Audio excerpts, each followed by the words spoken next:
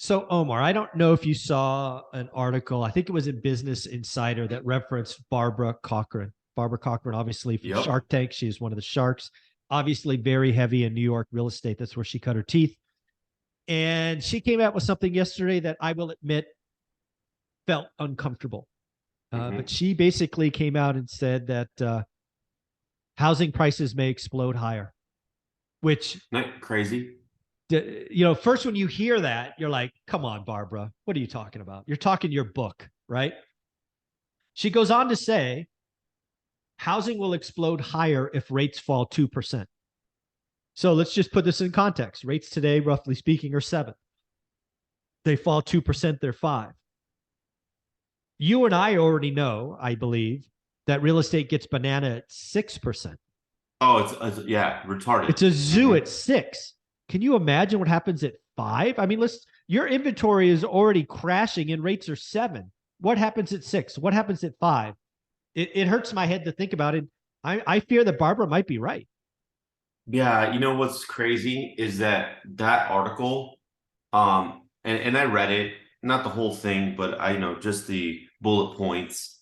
Didn't she say something about it being if they were to drop like just I mean, this is crazy. If they drop a point or two, right? Yeah. This is a 20% increase from the price point. A Yeah. $300,000 house is now 360. I mean, that's stupid. A $500,000 house is 600,000. Yeah. I have to tell you, so certainly again, I want to be clear, this is not my call. I believe interest rates will bottom out around 6%, probably the high fives. And again, I don't think that's necessarily a great thing for housing. I mean, you were telling No. me about your market being down. I'm in Las Vegas. Folks, I don't think you would believe this. And Brian Lebo does a great job. May 31st, 2022 to May 31st, 2023, inventory is down year on year. Thank you, man. It's crazy to think about. And rates are 7, and they were, I don't know what they were, 5 last time. So rates are higher, inventory is down. And if rates go down, job market's still strong, I think prices could go up. And I think Barbara's right. If interest rates go from 7 to 5, it's going to be a problem. Okay. It'll be a problem. It's going to be a problem. But check this out. Like, um, it's going to be the market. It's going to be the COVID market all over again. I think it's going to be worse with less inventory. Yes, way worse because going into that COVID market, we had a healthy amount of listings. We had 1,500 listings. And then all of a sudden they got chopped away. And then we got dropped to 1,000 and 900 and 800. Right now in our market, we have 711 houses for sale. We've been floating. Say that again, 711? That's it. Okay. We've been floating. It feels like 6 months ago we were talking about 2,000. I'm telling you, this trend here. This is the factors that I pulled up, and from our good friend Mike.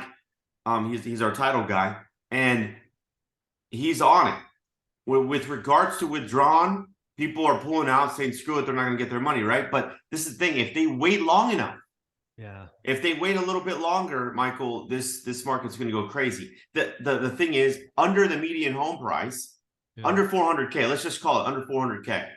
Bananas. We're going to have so many people. That means this is, and I'm going to say this, if I'm taking my own advice here, I'm buying everything I can for 220, 230, 240. Why would everything? You? It's a layup.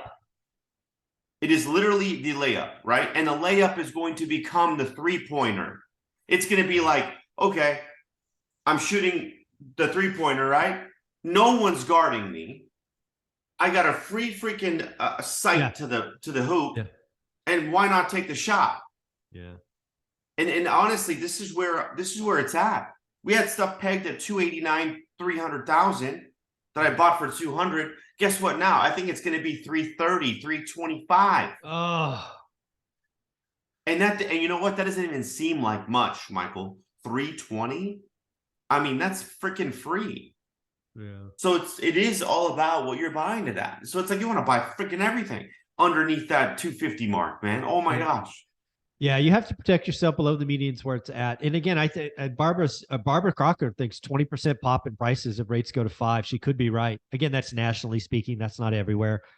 But I think what you really bring up is, again, Barbara's talking about the entire market. I think you go below you go below the median at 20%. It's 30. pretty. It could be more. It'd be 30%.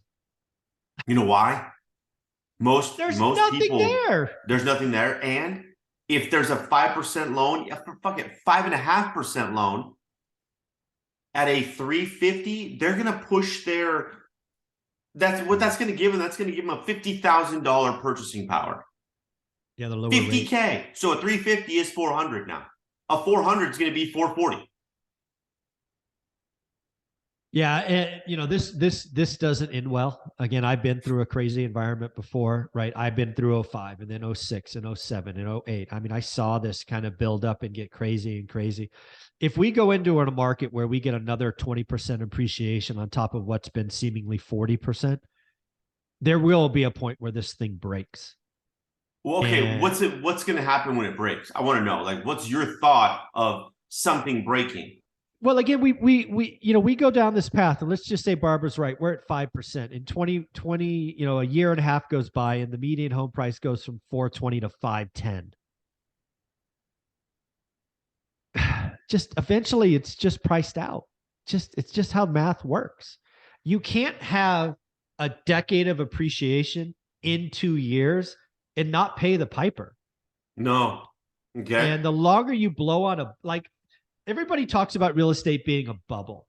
And to me, a bubble never made sense because bubbles always pop. Right. I believe what's going on is real estate today is a balloon.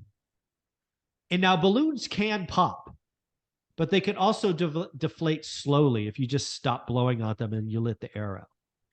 To me, 7% interest rates are letting air out, right? The longer we're at 7, the more air comes out of the balloon because you have time for wage appreciation. You have time for just the system kick in. But the appreciation is not going to happen right away. No, but if you drop to 5, it's going to go bananas again. You're just going to be blowing on that balloon. It will eventually pop. Damn. Yeah, I hope, Barbara, I'll just say it this way. I don't want rates to go to 5%. I think rates going to 6 are scary enough. Rates at 5 are frightening to me.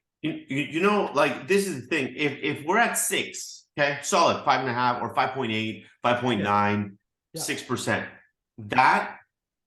that's still going to increase minimum 10%, man. Oh, no question. Minimum. No, 4, 5, 6, depending on your market, 10% in cheaper markets like your high desert. But it's not exponential because what again, as rates lower, you have this marginal increase in demand.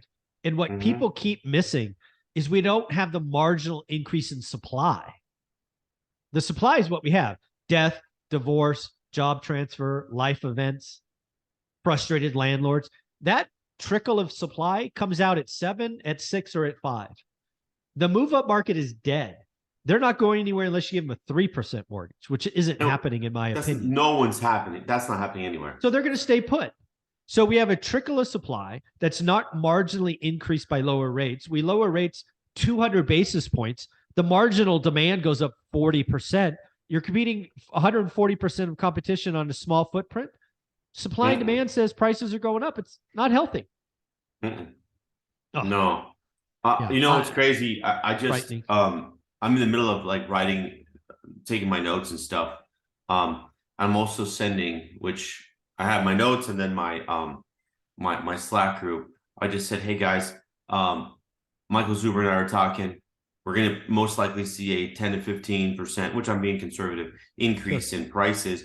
Anybody that was on the fence that we sent an offer to, I told them all to increase it by 5 to 8K right now, just to get the deal done.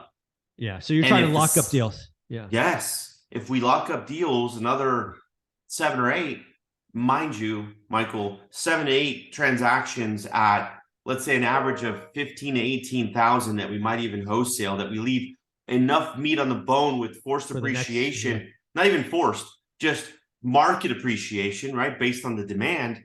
What's that going to do to us? That's an extra, it's another $100 and some $1,000 extra that's in the pipeline, right? That we can allocate that money for. So you're saying this to me. It's all about rates. Again, if rates fall, man, it's all, again, rates equal your marginal propensity to get approved. And if rates go to 6, which I think is pretty likely by the end of the year, you're going to have more demand and we just don't have the supply. So it's kind of simple math from there. Yeah. This is crazy. Just, so I'm brain dumping on my notes just so I can, reread it and stuff, because I mean, obviously you can retain it, but when you write it down, you can go back and reference it. Yeah. I agree. I got my notes. I guess you can see them. They're right here. Yeah, for sure. Always. So yeah, this is crazy, Michael. I mean, we're just, it's exciting. It's, it's exciting and it's a little like stressful. Yeah, of course. Because guess what happens? What coincides with this market of appreciation, the lack of rentals. Yeah. Okay. Let's not even go there, right? The lack of rentals when market's appreciating, when the demand's so high, guess what ends up happening? All the people that were thinking about renting out their houses are saying, well, fuck it, if I'm going to get an extra 30 grand, 40 grand, that's 7, 8, 9, 10 years of cash flow that I receive month 1. Yeah. It's pretty crazy. So there's a lot of things that are happening, and you know what?